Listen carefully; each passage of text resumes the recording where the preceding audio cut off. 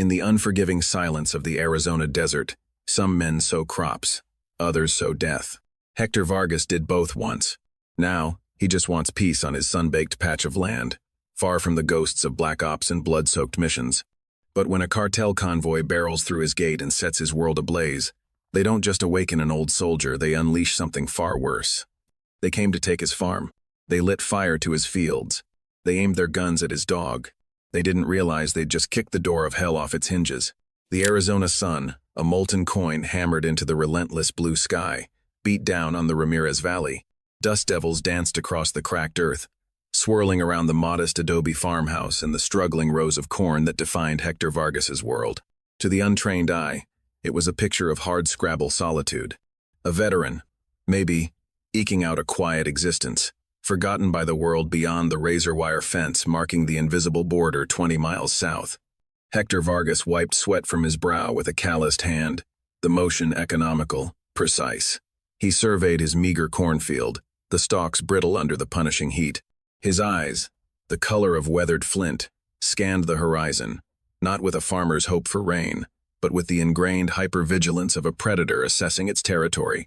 He saw the shimmering heat haze, the distant silhouette of the Dragoon Mountains, and the thin plume of dust snaking its way towards his property line. Too fast for a rancher, too purposeful for lost tourists. Inside the dusty cab of a blacked-out Ford Raptor tearing across the desert scrub, Arturo El Grito. Salazar grinned, his gold-capped teeth flashing. He adjusted the diamond-studded crucifix hanging over his silk shirt.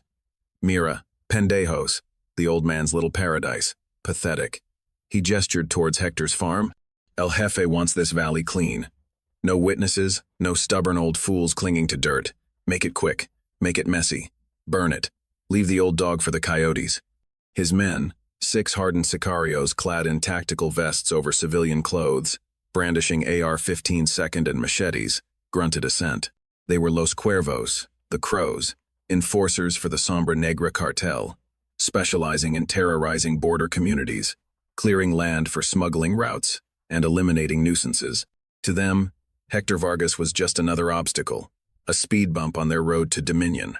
The Raptor and 2 accompanying SUVs slammed through Hector's flimsy wire gate, tearing it from its posts. They skidded to a halt in the dusty yard, kicking up a choking cloud. Doors flew open. The sicarios fanned out, weapons raised, shouting obscenities in Spanish. Hector stood motionless near his well, a wooden bucket in hand. He didn't flinch. He didn't raise his hands. He simply watched them, his expression unreadable, his posture deceptively relaxed. That stillness, that utter lack of fear, momentarily unnerved El Grito. It wasn't the cowering terror he was used to. "Stupid old man," El Grito bellowed, striding forward, pistol drawn. "Your time is up. This land belongs to Sombra Negra now. Pack your shit and crawl away or we pack you in a box." Hector's flinty eyes locked onto El Grito's. "This is my land," he stated, his voice low, gravelly, carrying an unnatural calm that cut through the shouting. "You made a mistake coming here." El Grito laughed, a harsh, barking sound. "A mistake? Look around, abuelo. You got 6 guns pointed at you and nothing but dirt." He gestured wildly. "Ramon, Paco, show him we're serious. Burn that sorry excuse for corn." 2 sicarios, grinning savagely, pulled Molotov cocktails from a bag. They lit the rags and hurled them towards the parched cornfield. Glass shattered, flames whooshed upwards, greedily consuming the dry stalks, casting grotesque, dancing shadows. Another sicario, eager for brutality, spotted Hector's old border collie Lobo, cowering near the porch. "Pero feo," he sneered, raising his rifle. Hector moved. It wasn't a blur. It was a sudden, terrifying eruption of controlled violence. The wooden bucket in his hand became a weapon. He flung it with shocking force and accuracy. It struck the sicario aiming at Lobo square in the temple with a sickening crack. The man dropped like a sack of grain, his rifle clattering away. Simultaneously, Hector was already diving sideways, rolling behind the stone well as bullets ripped through the space he'd occupied a heartbeat before. The peaceful farmer facade shattered, revealing the lethal predator beneath. "Kill him!" El Grito screamed, firing wildly. The remaining 5 sicarios opened fire, bullets pocking the adobe walls, shattering a window, kicking up dust around the well. But Hector was gone. He'd moved with a speed and silence that defied his age and the apparent vulnerability of his position. He hadn't run towards the house. He'd vanished into the deeper shadows cast by a rusting tractor and a stack of hay bales near the burning field. Confusion rippled through the cartel men. Where did the old man go? He was fast. Crack. A sharp report, different from their rifles. A sicario clutching his throat stumbled backwards, a small feathered dart protruding from his neck. His eyes rolled back, and he collapsed, paralyzed. Tranquilizer? From where? Panic began to edge into the bravado. This wasn't going according to plan. The fire roared, casting flickering hell-light, making the shadows deeper, more menacing. Thwack. A pitchfork, seemingly launched from the inferno of the cornfield, impaled another sicario through the thigh, pinning him screaming to the dusty ground. He dropped his rifle, writhing in agony. Diablos, find him, he's in the fire, El Grito yelled, backing towards the raptor, his bravado cracking. Two sicarios advanced warily towards the burning corn, weapons sweeping the flames and smoke. They never saw the figure rise from a shallow irrigation ditch behind them, coated in mud and ash. Hector Vargas moved like smoke, closing the distance in utter silence. He carried a heavy, weathered, splitting maul. The first sicario sensed movement too late. He started to turn. The maul head, swung with devastating force born of decades of splitting wood, and other things, connected with the side of his skull. The sound was wet, final. The man dropped without a sound.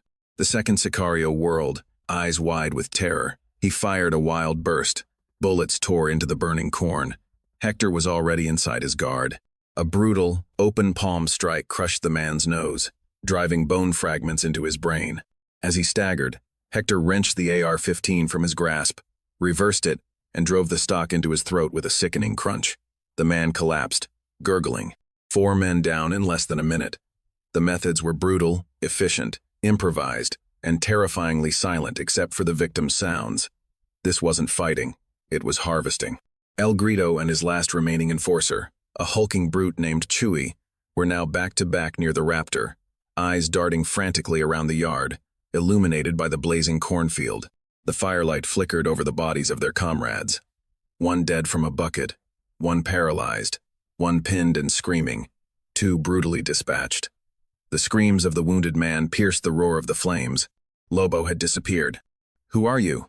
El Grito screamed into the chaotic darkness, his voice shrill with fear. "What are you?"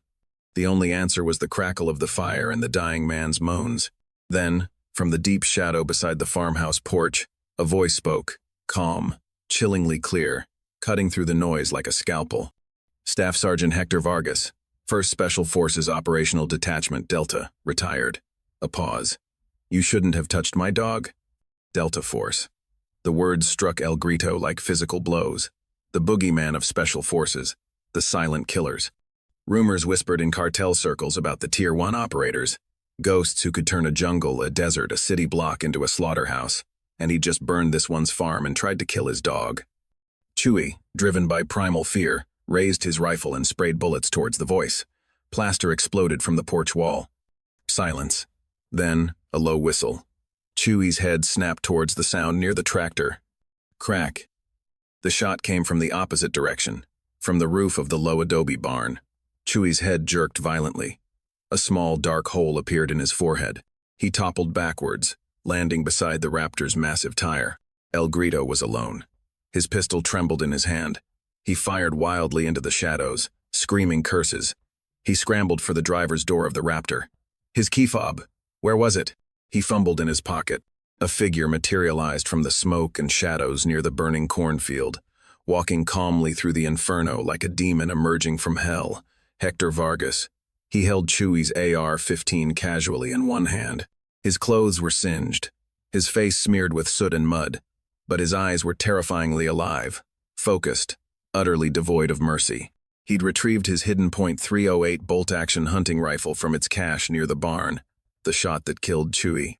"Please," El Grito whimpered, dropping his empty pistol, raising his hands. "Por favor, senor, I have money. Much money. I can make this right." His diamond crucifix glinted in the firelight. Hector stopped 10 feet away. The firelight cast his shadow long and monstrous across the yard. He looked at El Grito, then slowly scanned the devastation. His burning crops, his shattered gate, the bodies of the men who had brought violence to his sanctuary.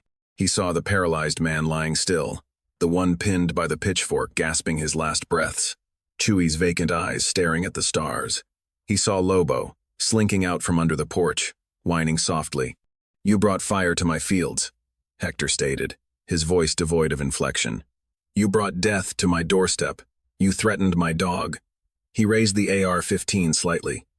"Sombra Negra doesn't own this valley. Tonight, they learn the cost of trespassing." El Grito fell to his knees.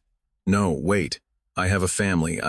The controlled 3-round burst from the AR-15 cut him off mid-plea. El Grito slumped forward onto the dusty ground, his diamond crucifix pressed into the dirt, inches from a pool of spreading blood. Silence descended, broken only by the hungry crackle of the dying fire consuming the last of the corn, and Lobo's soft whine as he limped over to press against Hector's leg. The stench of cordite, blood, and burning crops hung heavy in the air. Hector lowered the rifle. The deadly focus didn't leave his eyes, but a profound weariness settled onto his shoulders. He knelt, checking Lobo. A bullet had grazed the dog's flank. Not serious, but painful. "Good boy, Lobo," he murmured, scratching the dog's ears. "Stayed hidden. Good boy." He stood, surveying the scene with the cold efficiency of an after-action report. 6 hostiles neutralized. Minimal collateral damage to his own structures. Objective: defend the homestead. Achieved. But the cost: his meager harvest gone, his fragile peace shattered. He walked towards the farmhouse, stepping over bodies without a second glance. Inside, beneath a loose floorboard in his sparse bedroom, he retrieved a rugged satellite phone, not the cheap burner he used for town. He dialed a number known only to ghosts. "Whiskey Tango Actual, this is Long Rifle." He spoke, his voice flat, professional. "Citrip, home location compromised. Hostile incursion by suspected Sombra Negra elements. 6 Kia on site, significant property damage. Requesting sanitization and relocation protocol, over." A pause, then a calm, familiar voice crackled back. "Roger, Long Rifle. Understood. Sanitation ETA 90 minutes. Extraction package en route to Rally Point Bravo. Sit tight. Good hunting. Out." Hector ended the call. He moved methodically. He gathered his few essentials, his real ID, a worn leather case containing military ribbons and a small silver Delta insignia, cash, his well-maintained 451911 pistol, medical kit for Lobo. He filled a canteen. He didn't look at the photos on the wall. Younger faces in uniform, places with names like Mosul, Ramadi, Kandahar. That was another life. Until tonight, he changed into durable cargo pants and boots, shrugged on a worn field jacket. The farmer was gone. Only the soldier remained. He poured water on the last smoldering embers near the porch, a futile gesture against the ruined field, but ingrained discipline. He knelt by Lobo, carefully cleaning and bandaging the graze. "Gonna be okay, boy. New place. Quieter. Maybe." He doubted it. Men like him, and the enemies they made, rarely found lasting quiet. Headlights pierced the darkness far down the access road, approaching fast. Not the sanitization team yet. Hector melted back into the shadows beside the barn, the AR-15 ready. Lobo pressed close and silent. 2 more Sombra Negra trucks skidded into the yard, reinforcements drawn by the earlier gunfire and flames. Men piled out, shouting in alarm at the carnage illuminated by their headlights. The burning field, the bodies, El Grito dead on his knees. Mother of God, what happened here? El Grito, they're all dead. The old man, it must have been him. Find him. They fanned out, weapons sweeping nervously. They were jumpy, spooked by the scene. They didn't see the shadow detach itself from the barn wall, moving with predatory grace through the deeper darkness beyond their headlights. Hector didn't wait for them to organize. He initiated contact on his terms. A single, precise shot from the hunting rifle still slung across his back took out the driver of the first truck through the windshield. Chaos erupted. The Sicarios spun, firing wildly into the darkness. Hector was already moving, using the trucks for cover, firing controlled bursts from the AR-15. He dropped one man near the burning corn, another who tried to flank him near the well. He was a phantom, a whisper of death in the chaotic light and shadow. Lobo, trained and loyal, stayed low and silent near the barn door. One Sicario, smarter than the rest, tried to use the Raptor for cover. He didn't see Hector scale the side of the barn using handholds, only he knew. A moment later, Hector dropped silently behind him, a brutal knife strike to the kidney. A hand clamped over his mouth, a swift jerk of the blade across the throat. The man slid down the raptor's tire, life gushing out. The last two, realizing they were being systematically hunted by something far beyond their understanding, broke. They tried to run for the remaining SUV. They didn't make it. One fell to a shot through the back as he fumbled with the door handle. The other turned, screaming, firing his pistol blindly. Hector emerged from the smoke near the porch, the AR-15 raised. The Sicario's eyes met his, the flinty, utterly merciless gaze of the Delta operator. The man froze, paralyzed by primal terror. Hector didn't hesitate. 2 rounds to the chest. The man crumpled. Silence returned, heavier now, thick with the smell of blood, fuel, and charred earth. 8 bodies now littered his yard. The reinforcements hadn't lasted 2 minutes. Hector walked back towards the barn, retrieving his packed bag. He checked Lobo. The dog whined softly but stood ready. In the distance, the faint thrum of helicopter blades began to pulse against the desert night. His ride. The sanitization team would handle the rest. The bodies, the vehicles, the evidence. The desert would swallow the story, leaving only rumors of a cursed piece of land where Sombra Negra men vanished. He took one last look at the smoldering ruins of his farm, the place he'd hoped to find peace. There was no regret in his eyes, only a cold, hard acceptance. The wolf doesn't mourn the loss of its den. It finds a new territory. The war had found him again. He hadn't sought it, but he would finish it. He hoisted his bag.